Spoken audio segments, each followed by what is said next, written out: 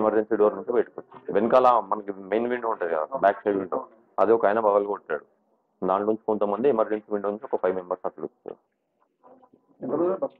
42 మేము వేసుకున్న ఫోన్ 42 సెకండ్లో పోయిందండి.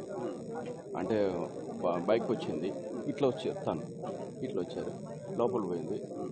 అది తాకండి, నేను పొత్తున్నాను, అది 2 minutes పోయింది మొత్తం. ఆ లోపల మొత్తం స్ప్రెడ్ అసలు లేదండి. ఇట్లా వస్తుంది మీరు ఇది ఓకే తను ఇట్లా వస్తుంది అంటే అది ఆయన ఆయన హార్న్ కొడుతుండు తను ఉన్నారు, కానీ ఈయన కరెక్ట్ లేదండి.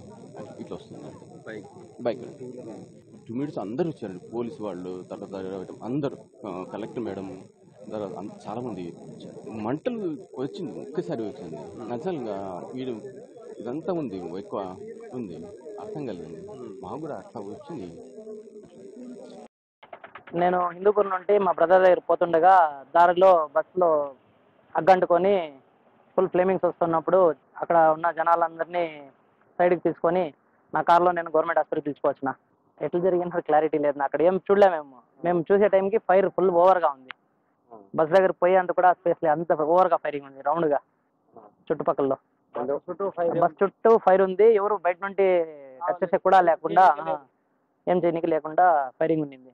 లాస్ట్కి రమేష్ అనేసి ఒక ఆయన గ్లాస్ బ్రేక్ చేసి వచ్చినాడు. ఆ గ్లాస్ స్పేస్ కూడా మనిషి వచ్చేంత కూడా లే, ఇంత స్పేస్ ఉంది. ఆ స్పేస్లో నుండి బయటకు వచ్చేటప్పుడు చాలా మందికి ఇంజురీస్ అయినాయి, గ్లాస్ కూర్చుకొని. అక్కడ ఇంకా 6 మెంబర్స్ నిలబడినారు. నేను హిందూపూర్ నుండి నంద్యాలకు పోతా ఉన్నా. హిందూపూర్ నుంచి నంద్యాల పోతుంది.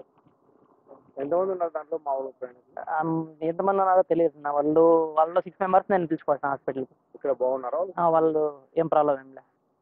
ఒక ఆయనకైతే ఎక్కువ ఇంజురీస్ ఎక్కువ ఉండేది, రమేష్ అనికి గ్లాస్ బ్రేక్ చేసినారు, చేతికి అంతా కూర్చుపోయింది గ్లాసు. మిగతా వాళ్ళంతా సేఫ్. మొత్తం ఎంతమంది?